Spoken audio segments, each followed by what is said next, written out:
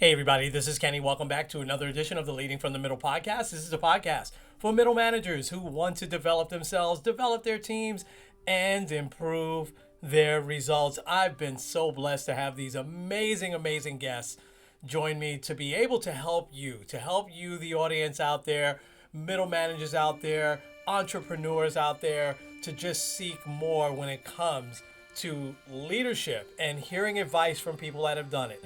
I had another person today. She is the founder of Wyseminds. It's Julie Perkins. She's also a cancer survivor and an author. And Julie talked about purpose-led growth, how to keep good ideas alive, how do you align your organization or your store just right. And she gave a lot of tips and advice for leaders today, as well as one of those obstacles still in 2023 that face female entrepreneurs. You don't want to miss a second of this. Let's get at it. This episode is brought to you by Kitcaster. Kitcaster books you on top podcasts. How do funded startup founders attract prospects and talent? Podcast interviews. How do entrepreneurs with exits find new deals? Podcast interviews. How do C-suite execs differentiate in crowded markets? Podcast interviews. Kitcaster books you on top podcasts.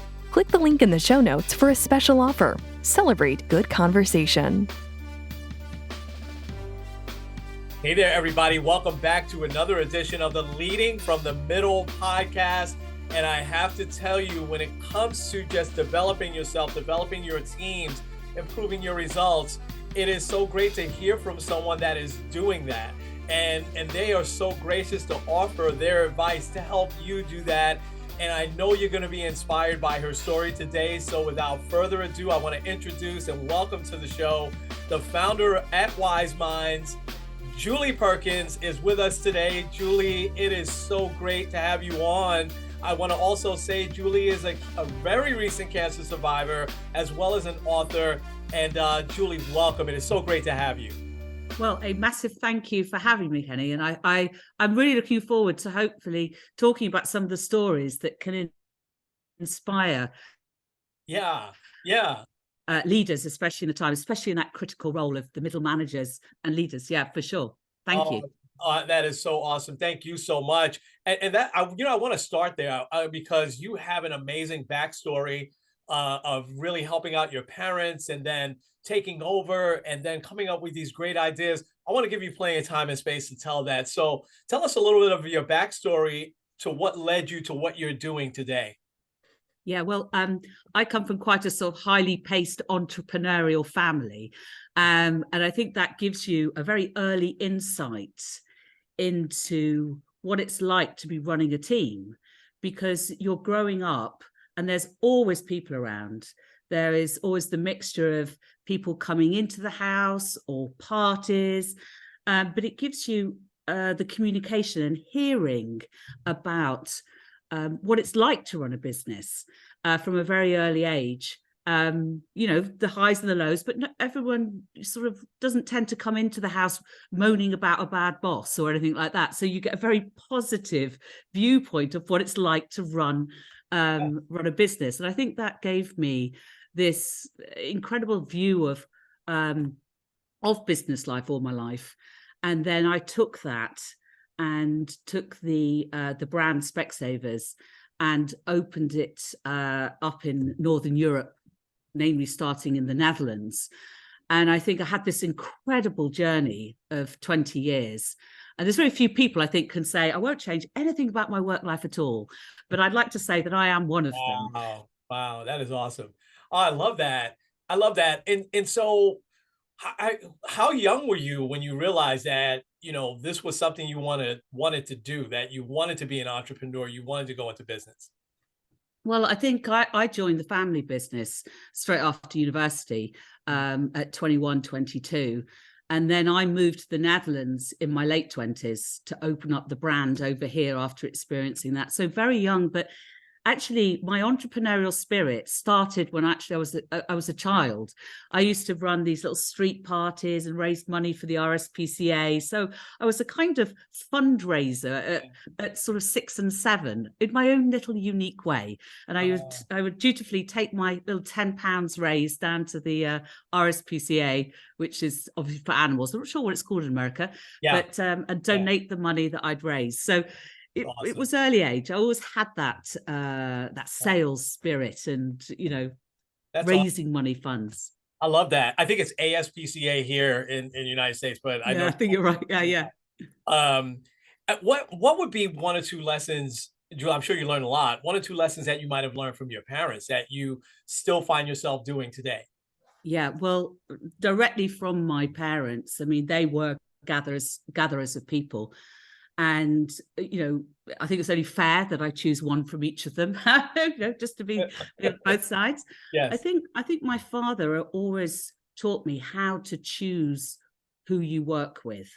And when he was first opening up the business, I said, how did you choose the suppliers and the alliances with it to work with in making sure you were surrounded by the right people?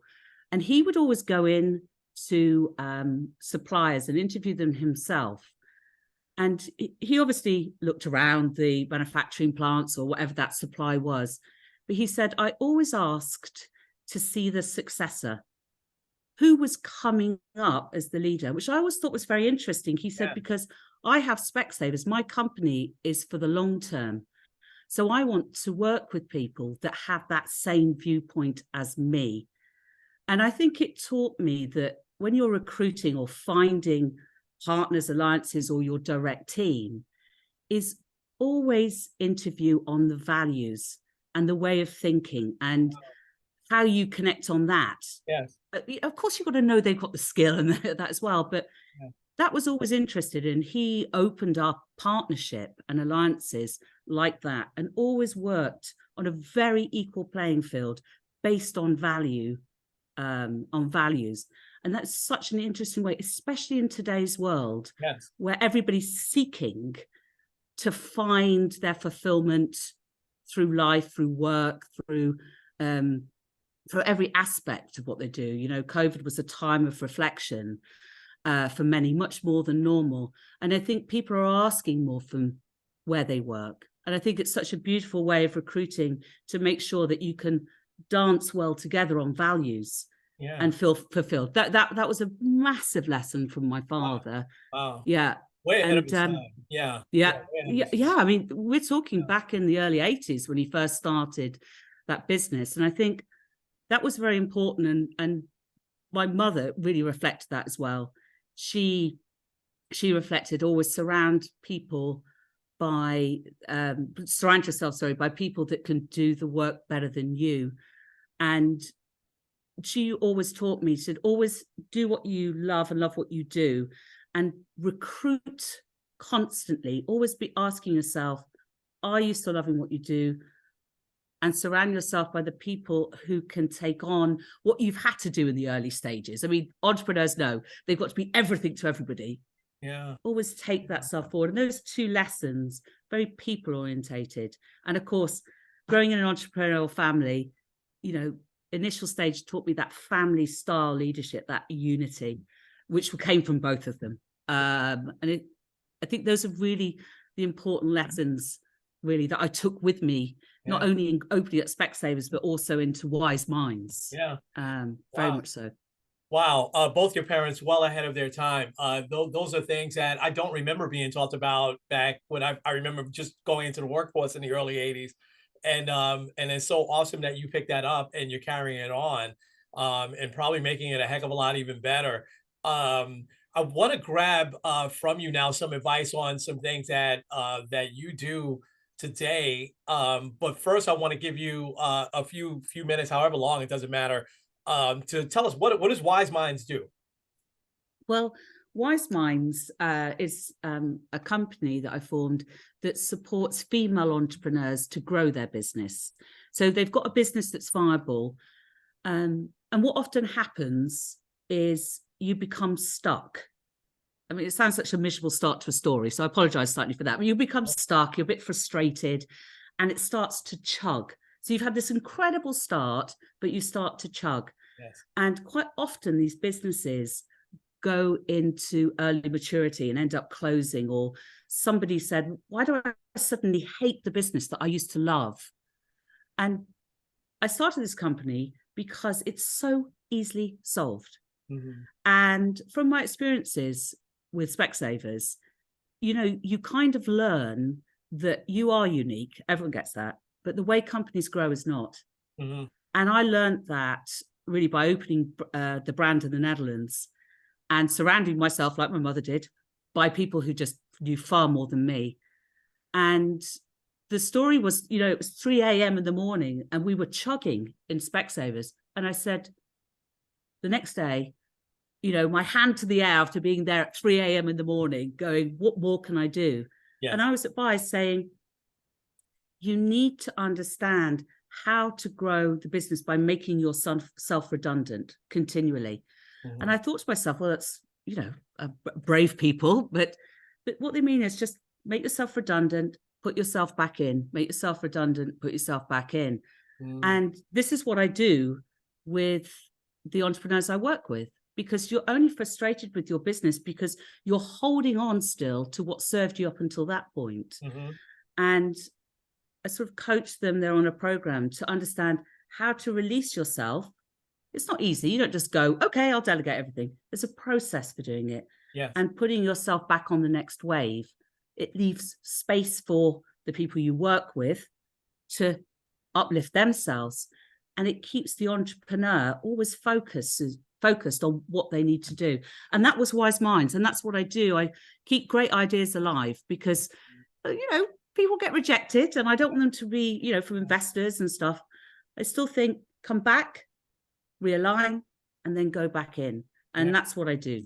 I love that. And so I want to jump into all of that now. And I'm so glad you're doing what you're doing. And it's still needed. And we'll get into that in a few minutes. But I want to jump to the keeping good ideas alive, because as I saw that, I started to reflect on myself and how many ideas I used to have at work, and we would start it and then something else would come up. And then remember that idea we had 6 months ago? We never did, you know? So tell us a little bit about that. How do entrepreneurs keep good ideas alive? What are some things that you recommend? Well, I mean, naturally, I have to go to how we do it, Wyseminds. Yeah. I think it's very important to keep to the vision and the purpose, which everyone sounds, okay, that's basic, that's obvious. But as companies grow and move on, you know, what you celebrate in a company is more important than you think. And at the beginning, when you're first sort of opening up or you first got a new project, you know, shiny things, you're all very excited about it and you're celebrating together and you're in a huddle. But as a company matures, what are you celebrating? And quite often as you go from this forming stage into a more mature stage, you're celebrating sales, performance, and it becomes very performance orientated. And the purpose and the vision that you started off with perhaps plays second best or third best. And what you celebrate is sales. And you start to get a misaligned function of the team or what you're doing it for in terms of the vision and the change that you want to make. Mm-hmm. So purpose-led organizations, I know COVID was a huge thing for everyone declaring they were purpose-led and everything, but true purpose-led companies is about the alignment between the change you want to make, the team, their alignment to it, but also the customer is a huge part of that, as well as the way that you work. So what we try and do is to align all of those aspects and always start with what you celebrate. The unity, what you're trying to change, because that really brings people together. I had this joke at Specsavers when I worked there when we were first, it was really rapid opening. And we all used to, celebrate record weeks and, get very excited about that. And we had the standing joke, marketing would, advertising would shout out, oh, it was me, and training, no, it was me, and all this stuff. And we had this sort of collective force. But really the message that was coming across was, how do people connect to what we celebrate? And it wasn't unified. So basically we stopped celebrating sales, for example, and redefine what the measure of the change was that we wanted to make. Yes. And then we unified over 1,000 people to be feeling good about that, and then understanding what is our contribution as individuals towards that. And that's the beginning of creating alignment towards purpose-led. And that's how we keep good ideas alive, keeping people on what the idea was. It's not here, sort of close by you. It's the vision of change. Yeah. What's the change that idea makes? Wow. And that can create what you celebrate, really unified situations. Yeah. Sales is an outcome of it, not a leader of it. And I think that is a way that I support entrepreneurs to keep their ideas alive, to understand what that idea does. What change does it make? Why does it make people's lives better? Yeah, I love that. And there's so much you said there, which was fantastic. And it makes so much sense that we always celebrate sales, but what about the support people that aren't selling, and just to align everybody with one goal in mind, and just changing it up. And you answered a lot what I was going to ask there, because you talked very much about purpose-led growth and keeping those ideas alive. And talk a little bit about the alignment, though, of an organization and why that is so important. I think, going back to how you beautifully summarized my very long sentences, sorry, but you beautifully did it, in terms of alignment has to include everybody. And you get an incredible support team that play a very critical role in the success of every company. So when you're doing sales, it's easier for advertising or marketing or product to be able to translate what their contribution was towards that. But there is a whole team onto it. So when you look about the change, and we changed our performance from sales, what we celebrated from sales, into the number of customers that were likely to come back in 2 years' time. Because that's such a futuristic one. We wanted to make such an impact on them. But that includes everybody, the person who answers the phone, service, the suppliers of product. And that unification was incredibly important. And that's that aspect of purpose-led, because it's unifying. And it's, you don't want to make it, too abstract, but people have something. We used to put it in the center of all our meetings. We used to begin every meeting with, why are we doing this? What's the performance? How does everyone come through? Because one of the greatest misalignments for middle management to manage is, functional alignment, advertising, marketing, product, and sales teams. And we had stores in that. And I always tell the story when we would do this incredible sun campaign, and we produced this great advert, and we had this surge of sales, but the product was too low, and the stores didn't know. And when you're trying to review a promotion or a sales promotion, you can get conflict very easily. But when we actually started looking at purpose-led and creating a measure of that alignment, you're all looking not at each other, ready to go, it's your fault. You're looking outwards to see how everybody has contributed towards it. It's a lot less confrontational. We invented something called the power ball. We actually nickname it the blame ball, because it's a beautiful way of seeing where the blocks are without looking at each other. So it's like a third party, and we can all look upon something else when it's not looking upon ourselves. It's natural, right? I love that. Wow. So well laid out and so well thought out, and very practical for leaders out there, everything you're talking about. Julie, was there a turning point at Wyseminds that you said, you know what, I think I got something here, and I think we're right in sync with each other? And could you maybe talk about what that turning point was? Yeah, I think with Wyseminds, when you're starting any company, you do it because it's something you're passionate about, and deep down, it's that passion is quite undefined. And I think my turning point when I realized that Wyseminds, had a prospect to go forward, and it was something interesting that could support our purpose of supporting female entrepreneurs. I think that turning point was when we realized how much effect we could have with the entrepreneur from a very early stage. And it came from just small switches. And, those small things was about getting the entrepreneur to understand their vision and purpose to begin with, and how to drive from that, and how to learn to let go. So we had a very, very simple process very early on. And I think with the entrepreneurs, I think the initial ones was during COVID. And of course, we were all in our houses in COVID. So I thought, well, what can my contribution be? What can I do? I can't go out. And so I just put a message out saying, anyone want any help to save your business or to help with your business? And I had about 5 or 6 come back. And in COVID, you had to be very instant. So I trialed these processes on it and got, good traction on it. And that's really was the beginning of that. So I think it's definitely aligned, definitely aligned to entrepreneurial spirit. You need success very quickly, very instant. Yeah, and that must be such an amazing feeling when you've helped another business grow. It is. And the things that you're doing.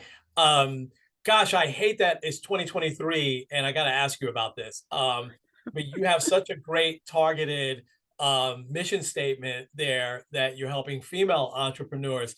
So I'd love to hear what in your opinion, Julie, are the top 1, 2, or 3 obstacles that are facing female entrepreneurs today? Yeah, I think those top obstacles, I'm going to look at it from a female entrepreneur side. Yes. Because my natural progression would be going investment, etc. I think there's many people that talk about that. But what I tend to do at Wyseminds is I look at it from the female entrepreneur's journey. And the very first one is many of the products and services that we choose to start up a business for, we're very passionate about. There's a lot of health products, a lot of well-being products, a lot of products that really will benefit community coming forward. And the communication of that, or the way that we get that going, has a lot of a longer runway. And one of the things that I want to try and do with that longer runway is to shorten it. And I want to encourage the entrepreneur to take a slightly more risk earlier on. What we try and do is wait right to the end. It's just long. And by the time we get to that and get on to the next growth phase, there's this very long. So I try and shorten it and try and encourage a small investment or taking on a team earlier than what they would do normally. So that's a really, really important one. And once they can understand who they are as the leader and to have confidence in that happens a lot quicker. So what we do to help with that is we get the female entrepreneur to really understand who they are, and to understand with their values how to translate themselves into their company without being in it. Leaving space. Wow. Massively important. Wow. Okay. That is awesome. What else is facing female entrepreneurs today? What are some other obstacles? And that's I love that word, especially of shortening the runway. I love that word picture. Yeah.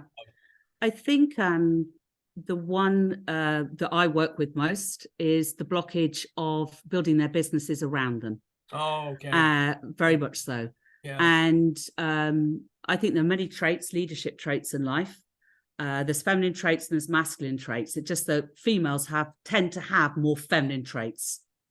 Although my mum and dad don't, but they tend to have more feminine traits. Yes.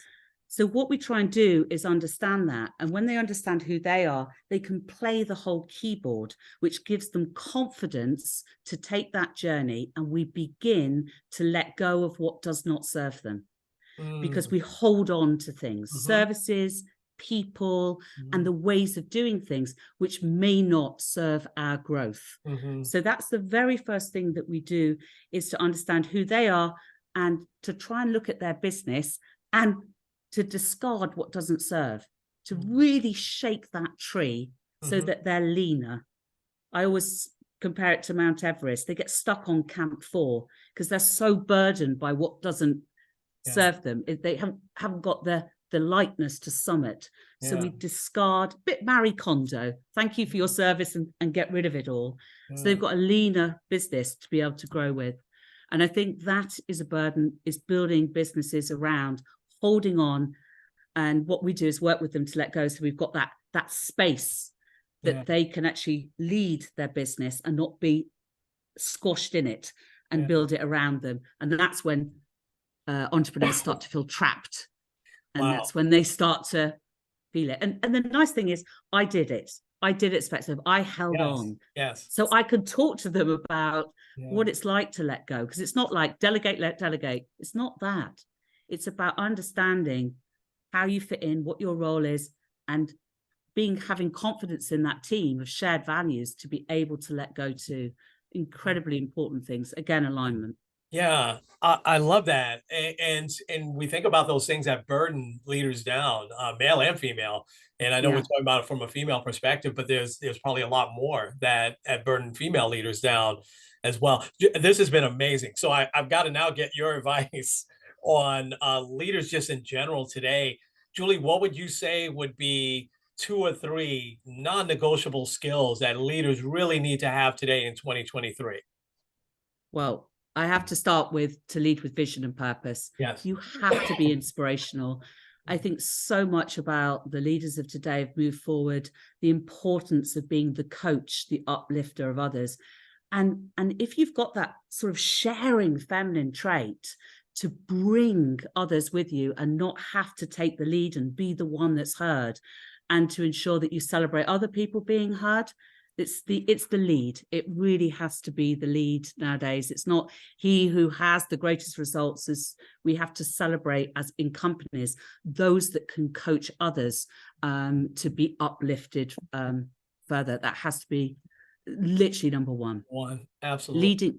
Leading with value and values and purpose. I always say to the entrepreneurs, and I didn't do it so much in my time, so this is what I mean by constantly learning, is they always say, I don't think I'm going to be a good leader of people. And I said, but if you could understand yourself, then you can understand your influence on others. And it's the beginning of leadership. And I think we sometimes skip that bit out. We go on these leadership courses and learn what is a good leader. But it's so much stronger if you do it from the base of your value statements. On who you are. Leadership isn't about cookie cutter people. Not nowadays. It's about understanding yourself to understand others. That would be a really important one for me. Oh, wow. That is, and I love that's a little bit of emotional intelligence, right? Being able to really the impact that you can have, the influence you can have on others. And a lot of leaders miss that, it's just, hey, this is my style and you adopt to me, I love that you put it that way. What would be another one that you feel like, hey, is just a non-negotiable that leaders have to have today? Yeah, it has to go towards the coaching. Yes. I mean, it really does. I think the leaders of functions and this way, they're like the backbone of a business. And you have to constantly be looking for your successors. And that ability to coach and encourage others has got to be there. I mean, I know back in the early days, it was always about, oh my gosh, they're amazing at their job. They've got the skill. And those were the people being promoted.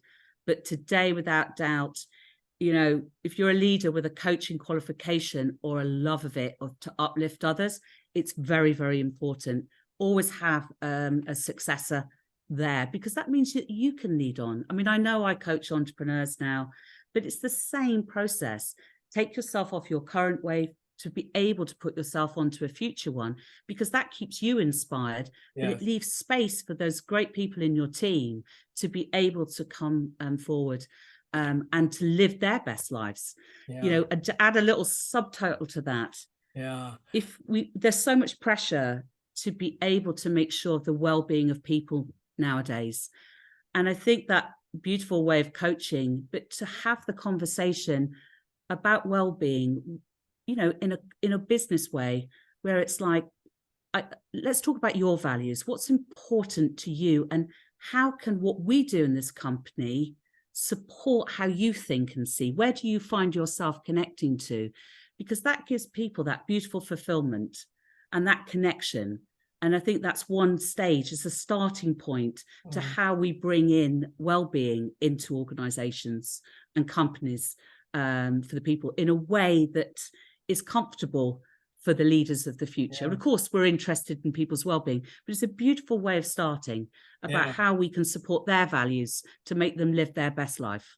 I love it.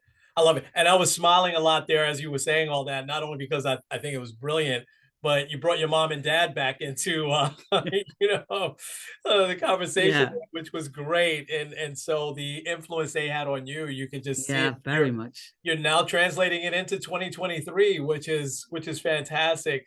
Julie, this has been amazing. You are just this tremendous leader with this great energy, but you have got just some great advice on these stops and starts and unpacking things. I loved every second of it.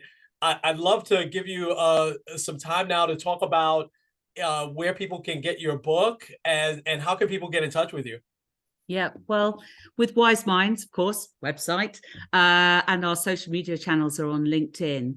But we try and offer, part of my vision and values of living is that I never want a female entrepreneur to ever feel they're not supported anyway. So there's stacks of free stuff you can get from us. A growth evaluation, which lets you look at how ready you are for growing. And even if you don't run your own business, and in terms of middle management, your team is a business. You are the leader of the business in that way. So you can fill out the questionnaire and just look at your team as that leader. Really gives some positive insight, completely free, for you to understand how aligned are we? What is that? So that's on our website, LinkedIn, of course, and Instagram. And, I did write a book which goes with my introduction course to purpose-led growth. And but you can also find this on our website as well. It's called The Wise Way. Awesome. Folks, please take advantage. My goodness, just in this half hour or so, you've learned so much. I've learned so much as well. And Julie, I want to really thank you for coming on and spending some time. I know how busy you are, but this was amazing advice, continued success. And I just hope that you have a flood of people that are knocking on your door so that they can take advantage of all of your just tremendous advice that is so great for 2023. So thank you again for coming on. Well, thank you, Kenny, very much for having me. It's been a really enjoyable, upbeat conversation. Absolutely. Well, we'll leave it there, folks. This has been Kenny and Julie. This has been the Leading from the Middle podcast. We'll talk to you real soon.